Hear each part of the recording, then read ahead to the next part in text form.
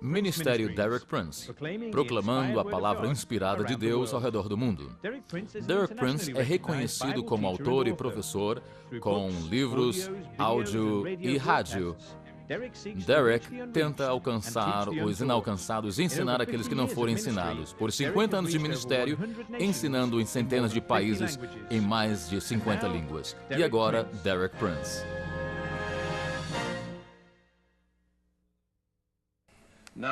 Vamos agora para a nossa terceira sessão, Pondo o Fundamento, e o título desta mensagem é Através do Arrependimento para a Fé.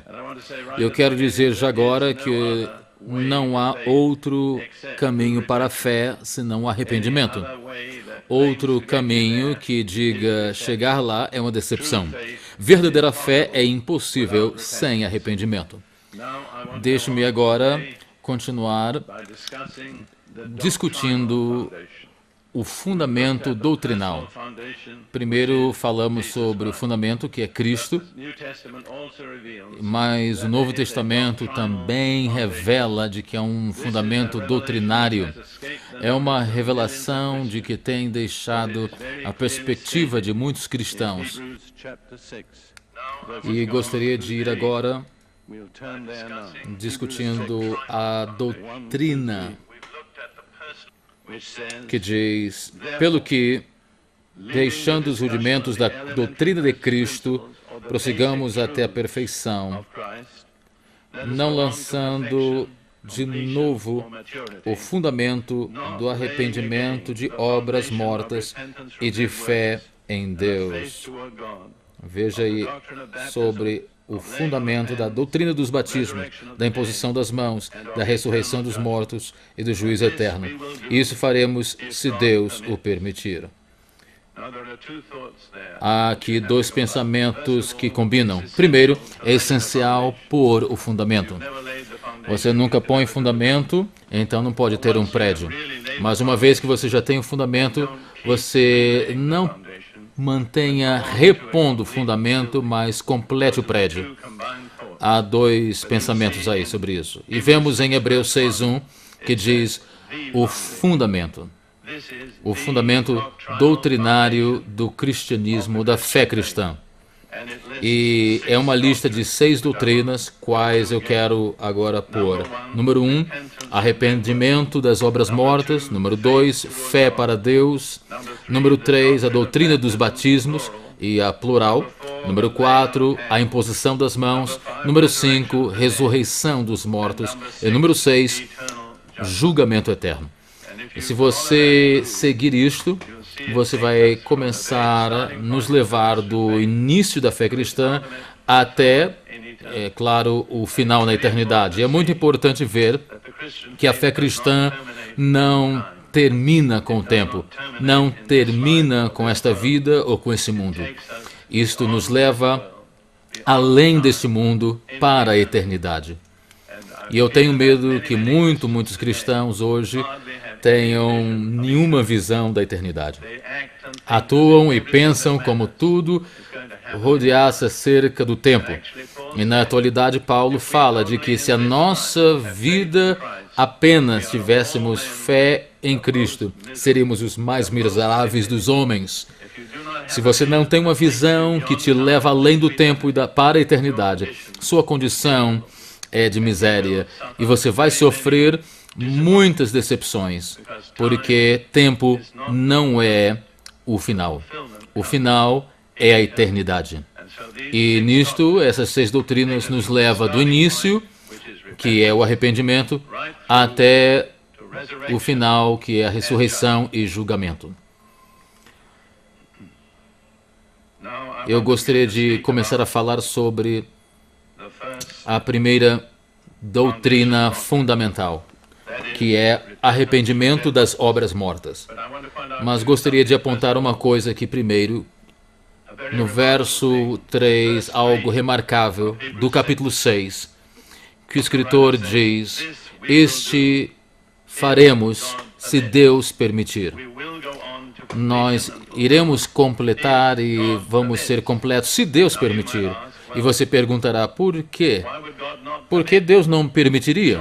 Claro que Ele quer que nós prossigamos, mas eu vou te responder de um exemplo de construção. Em qualquer cidade grande de um país civilizado, para você fazer uma construção, tem de ter um plano, tem de ter um permisso, uma permissão das autoridades, eles têm de aprovar o teu plano e depois vão vir, ver e inspecionar passo a passo durante a construção. E a primeira coisa que eles vão inspecionar é a fundação. Porque eles sabem de que se a fundação não estiver segura, então o prédio não estará seguro. E se a tua fundação não é sólida, eles não te darão permissão de continuar o prédio. E Deus trata conosco da mesma maneira quando Ele diz, eu preciso inspecionar a tua fundação.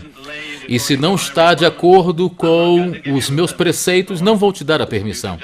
Você pode ir continuando aí nesta fase elementar da fé cristã, sem amadurecer, sem completar, sem chegar ao plano final, porque não puseram fundação apropriadamente. Então, vês de que é absolutamente essencial nós sermos mestres nessas 6 doutrinas que são o fundamento da fé cristã. E nós iremos olhar primeiro aqui, que é o arrependimento das obras mortas. Antes de tudo, o que é obras mortas? E na tradução moderna, trabalho nos leva à morte, mas eu não creio que isso é correto. Qualquer obra morta é aquilo que não é feito em fé para com Deus. Qualquer coisa que não é feita em fé é uma obra morta. A única coisa que traz vida à nossa atividade é fé.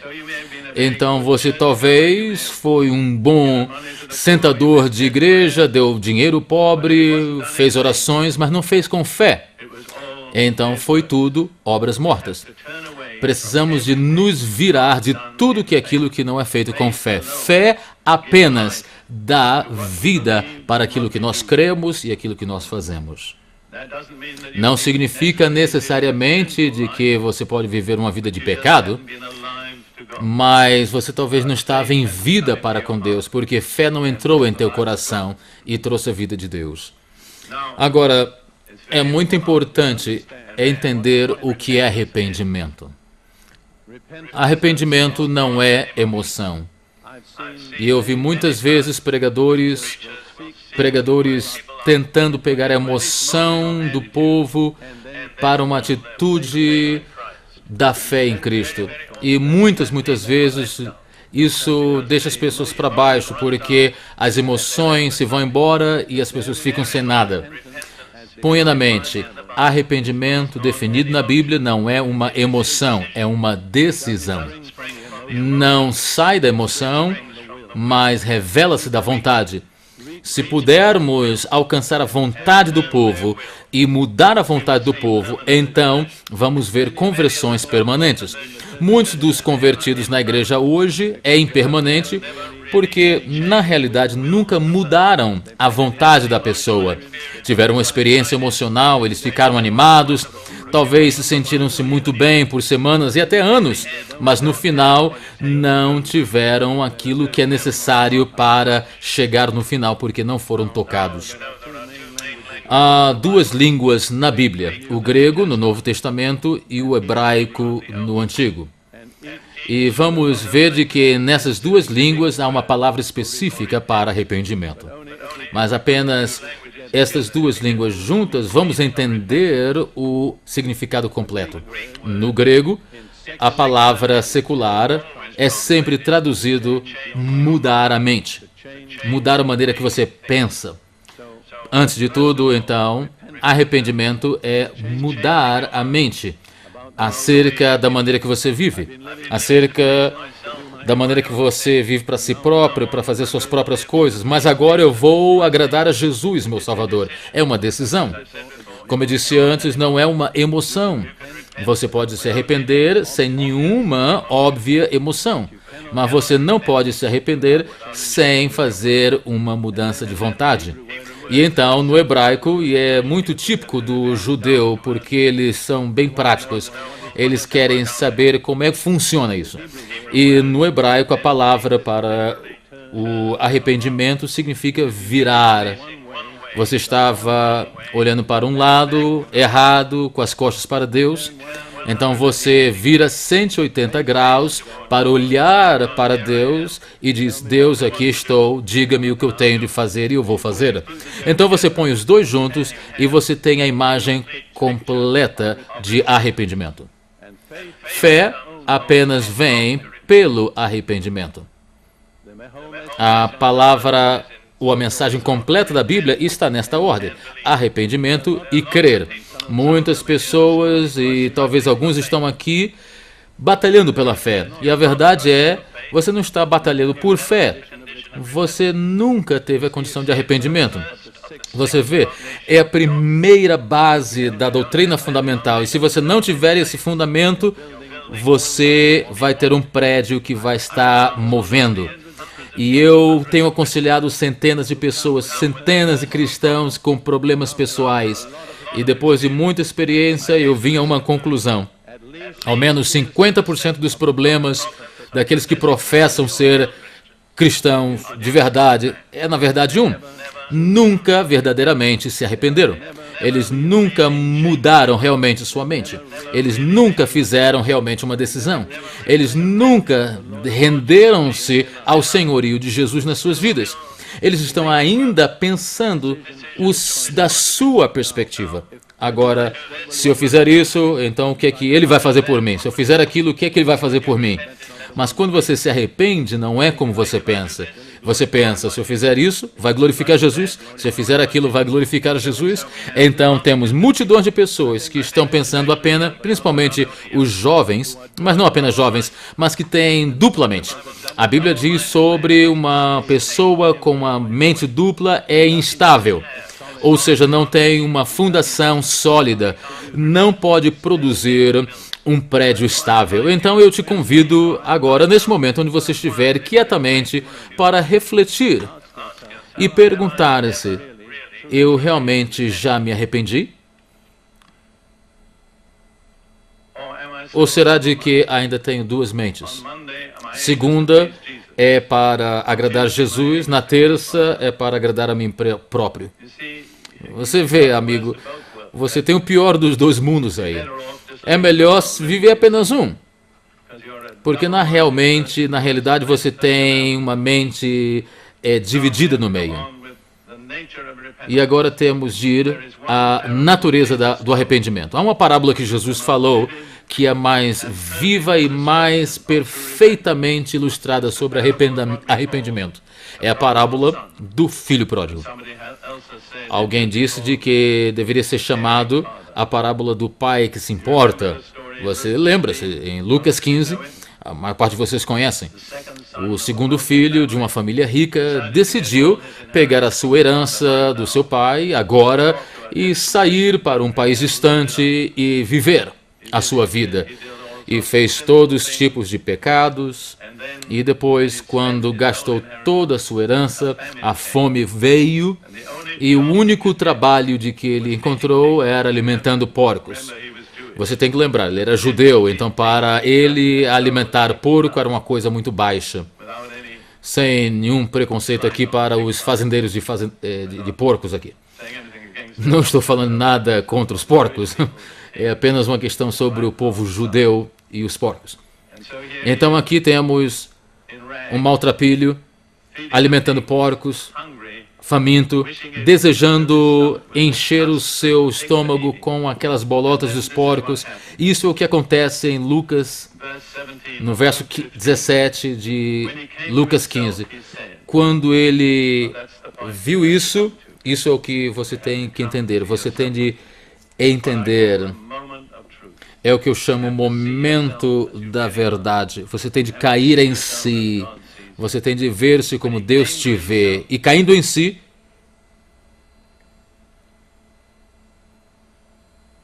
ele disse: quantos trabalhadores de meu pai têm abundância de pão, e eu aqui pereço de fome. Levantar-me-ei e irei ter com ele, com meu pai, e dir-lhe-ei: Pai, pequei contra o céu e perante ti. Já não sou digno de ser chamado teu filho. Faze-me como um dos teus trabalhadores. E agora você vê aí os dois elementos, porque continua. E ele levantou-se e foi para seu pai. Ele fez uma decisão e virou-se. Isso é arrependimento. Fazer a decisão e carregar a sua decisão. Voltar para o pai a quem você ofendeu, para o Deus que te ama, dizendo: eu fiz uma besteira na minha vida, não posso viver a minha vida, eu preciso de ti. Me receberás de volta. A coisa maravilhosa é de que ele planeja dizer ao pai: faz-me como um dos teus servos. Mas quando ele começou a dizer, o seu pai, olhando, o viu, e é tão lindo isso. É como Deus é. Quando a gente começa a virar, ele já está esperando por nós. E o pai olhou para ele, um caminho distante, e correu para encontrá-lo. É como Deus é. É como ele se encontra conosco. E ele o beijou e nunca deixou dizer palavras, as últimas palavras: deixa-me ser um servo. Ele disse: traz a roupa, traz o melhor anel, traz as sandálias para os seus pés e mata o boi. Esse é o resultado do arrependimento verdadeiro. Vale a pena arrepender-se e ser bem-vindo por Deus. Esta é a fotografia. Pense por um momento. Ele veio, ele caiu em si próprio. Eu fiz uma besteira na minha vida. Eu gastei tudo que o meu pai me deu. Mas eu vou fazer uma decisão. Eu vou virar-me. Eu vou voltar ao meu pai. Eu vou dizer: me desculpa. E ele se voltou e foi. Pense sobre isso. É verdadeiro arrependimento. Arrependimento em ação. Agora, pode haver arrependimento falso, que na palavra inglesa a gente chama remorso. Judas experimentou isso. Descrito em Mateus 27:3, lê-se da seguinte maneira. Verso 3 em diante. Então Judas, o que o traíra, vendo o traidor, não? Que fora condenado, trouxe arrependido as 30 moedas de prata aos príncipes dos sacerdotes e aos anciãos, dizendo: pequei, traindo sangue inocente. Eles, porém, disseram: que nos importa? Isso é contigo. E ele, atirando para o templo as moedas de prata, retirou-se e foi-se enforcar. Judas tinha remorso, mas nunca mudou. De fato, eu creio que ele passou do momento que podia mudar. E isso é um pensamento solene. Pessoas podem, nesta vida, passar do ponto que é possível eles mudarem. E eu penso que é muito significante. O momento da vida humana é o momento quando Deus começa a tratar com você para o arrependimento. Se você se encolher nos ombros e dizer: bem, eu não estou interessado, talvez depois, então não haverá garantia de que Deus tratará contigo de novo. O momento mais crítico da vida humana é o momento quando Deus diz: arrependa-se. Eu estou disposto a tomar-te de volta, eu te amo, eu te quero. Eu já considerei isso vendo as vidas das pessoas na Bíblia e vi uma conclusão de que é uma coisa Deus ficar bem irado e é outra coisa ser desagradecido pela graça. Ele oferece de graça, mas se nós não queremos saber, ele fica irado. Então, houve uma pessoa que não quis a graça de Deus. Sabe qual é o nome dele? Esaú. E está descrito em Hebreus 12. E eu quero olhar esta passagem por um momento, porque existem muitos Esaús aí entre nós e precisamos tomar cuidado de que Esaú não tome a nossa decisão. Olha aí o que é que diz Hebreus 12, no verso 14. Segui a paz com todos e a santificação, sem a qual ninguém verá o Senhor. Olha aí. Sem santificação, ninguém verá o Senhor. tendo cuidado de que ninguém se prive da graça de Deus e de que nenhuma raiz de amargura brotando vos perturbe e por ela muitos se contaminem. E ninguém seja fornicador, ou profano, ou como Esaú, que por um manjar vendeu o seu direito de primogenitura. Não temos aí nenhuma palavra dizendo que Esaú foi adúltero, fornicário, mas a sua ação para com Deus, nos olhos de Deus, foi tão mal quanto fornicação. Qual foi a sua atitude? Por causa de um prato de sopa, ele não quis a sua primogenitura. Toda a herança poderia ter vindo a ele, mas porque fisicamente estava com fome e ele podia cheirar aquela sopa deliciosa que Jacó tinha preparado. Eu já vivi entre os árabes e eu sei, eles fazem uma sopa maravilhosa como Jacó. É sopa de lentilha, que significa Shurabat Hades. E é o aroma mais delicioso que permeia a casa. E eu posso ter a fotografia de Esaú vindo da sua caça, cansado, com fome. E ele cheirou aquele aroma maravilhoso. E Jacó diz, olha, como ele era, né? Escuta, dá-me a tua primogenitura que eu te dou o pote. E eu quero crer de que Esaú pensou, bem, é apenas uma primogenitura e eu estou com fome. Eu vou pegar o que eu tenho aqui e oferecer para ele. E ele foi profano na sua primogenitura. E aquilo fez Deus muito, extremamente irado. E logo depois o profeta Malaquias disse, Jacó eu tenho amado, Esaú eu tenho mirado contra ele. Quão solene é esse pensamento. Se você deliberadamente profanar a graça de Deus e a herança que Ele te oferece em Jesus Cristo, e você virar-se para um prazer momentâneo desse mundo, Deus ficará muito irado. E depois diz, continuando a história, porque bem sabeis que querendo ele ainda depois herdar a bênção, foi rejeitado, rejeitado por Deus, porque não achou lugar de arrependimento, ainda que com lágrimas o buscou. E o grego faz claro, ele não estava procurando lugar do arrependimento, ele estava buscando a bênção. Ele foi rejeitado porque não encontrou lugar, nenhum lugar para arrepender.